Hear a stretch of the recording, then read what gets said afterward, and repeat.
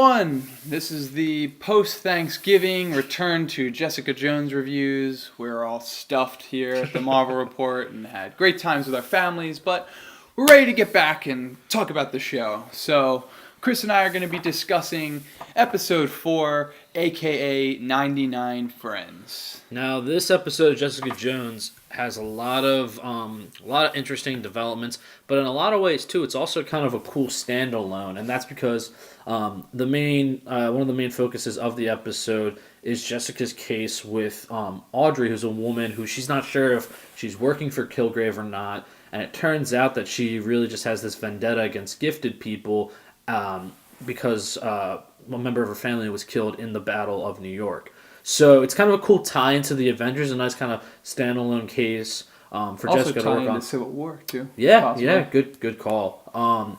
Which like Jessica Jones hasn't had a ton of so far, a ton of tie-ins. So that was kind of a nice wink to the rest of the MCU.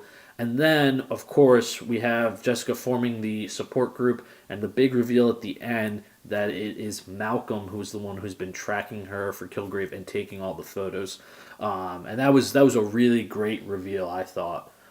Just because he's so unassuming and and you kind of wondered, like, he was, nothing against the actor. I think the actor's doing a great job in the role, but it's kind of like, all right, so Jessica's neighbor, why does he kind of have such a large role that he does? And now we kind of see maybe like a start to a bigger kind of more major role for him in the show. Yeah, definitely.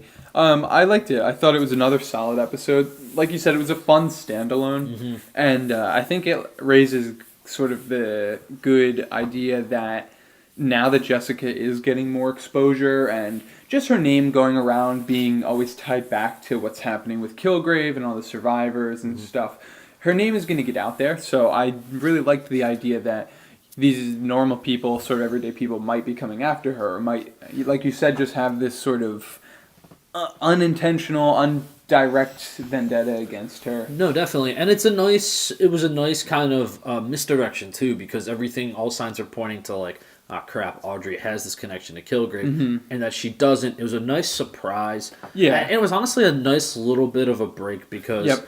As much as I love this back and forth between Jessica and Kilgrave and the kind of focus being on him, I like the fact that we kind of got a story that, not necessarily had to do directly with him. Yeah. And I kind of wish, I hope it's something maybe we see from Jessica Jones more this season. I don't know if we will, but...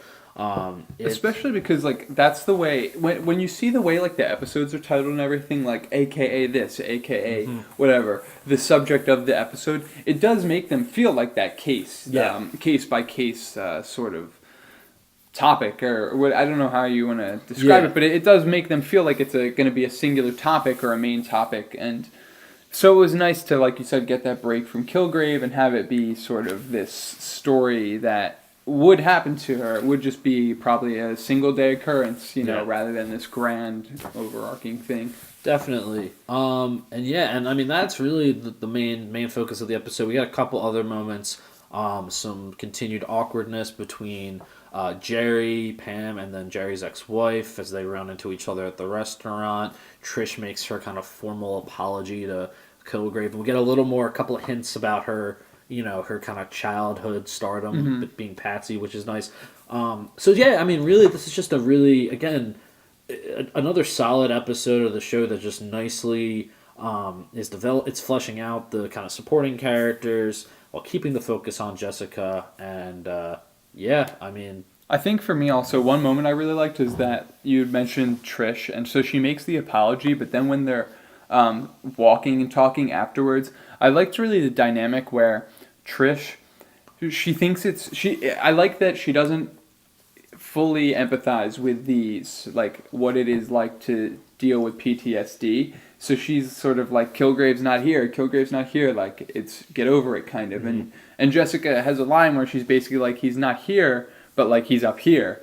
And I thought that was really good, just a nice line drop kind of. Yeah, and it does play into another part of the episode that was kind of probably my personal favorite part of it. While I did like the standalone aspect, I love the gathering of these people for the support group and hearing them each tell their stories. And you had the kind of people spouting the BS a little bit about, he had these glowing red eyes or he had all this.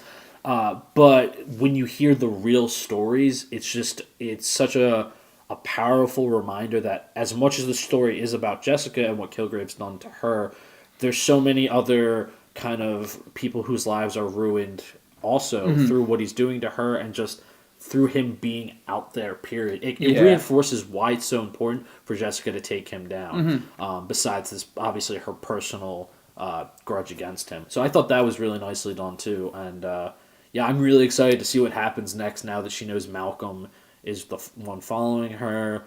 I'm really curious to see how that kind of relationship's going to develop because she's always been very sympathetic to him. It was really, again, Jessica Jones is great, and it's continuing to be great in a nutshell. But So we'll be back with more very soon. Episode 5. Yes.